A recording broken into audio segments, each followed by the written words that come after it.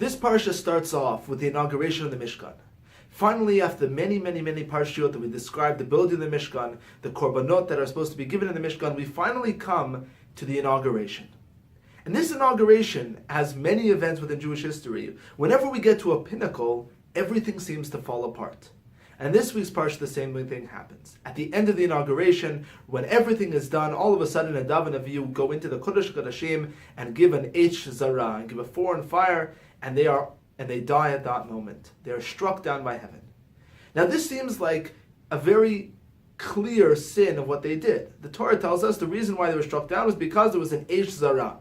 However, if you look in Chazal, this gives many reasons to try to understand what exactly they did wrong. And the reasons range from they didn't wash their hands before going in, they were drunk at the time, they gave an Eish Zara, they gave a fire which they weren't commanded to do, they spoke up before Moshe Rabbeinu, they said the halachot before Moshe Rabbeinu was able to say them, or even one of the, according to Chazal, they didn't have children and they didn't have wives. And this is a very strange thing. Why is Chazal giving all these reasons for why they were killed when the Torah gives us a very clear reason on its own? If you start off in this week's parsha, the words that start off, the first line is Vayhi Bayom Shmini, and it was on the 8th day. Now this 8th day could be, according to the Pshat, very simply understanding as the 8th day of the inauguration of the Mishkan and the Yemei Miluim. Chazal understands something profound, that it says Vayhi Bayom Shmini, it's the 8th day, is referring to something more. It's referring to the 8th day starting back from Maaseh Bereshit, from creation. It says, it was the first day, the second day, the third day, fourth day, fifth day, sixth day, the 7th day was Shabbat, and now we come to the 8th day. Chazal understands that when they inaugurated the Mishkan, something changed about creation. It's the 8th day, it's the next step in creation, even though it was many thousands of years later. It was the next step within the creation of the world. What was the step? It was the step where the creations finally became creators.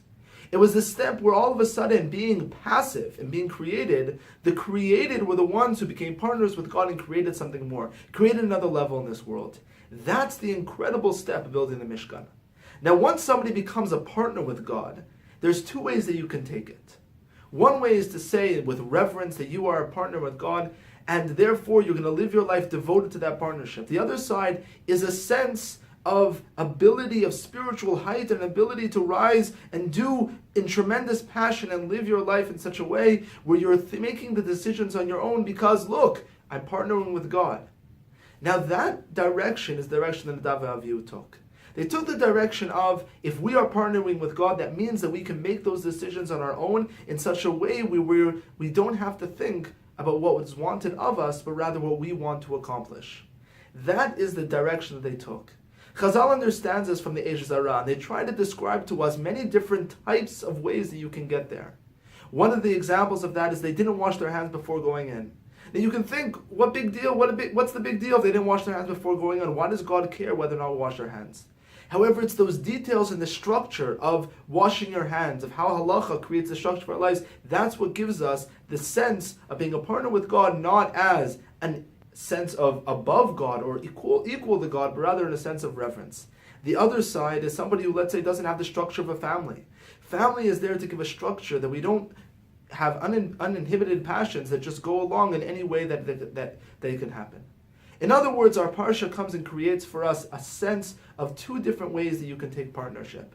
Partnership with Hashem can either mean that you are able to take brazen steps towards individuality, or taking individuality to a point of living within a structure that you're able to guide yourself in the proper way. Shabbat Shalom.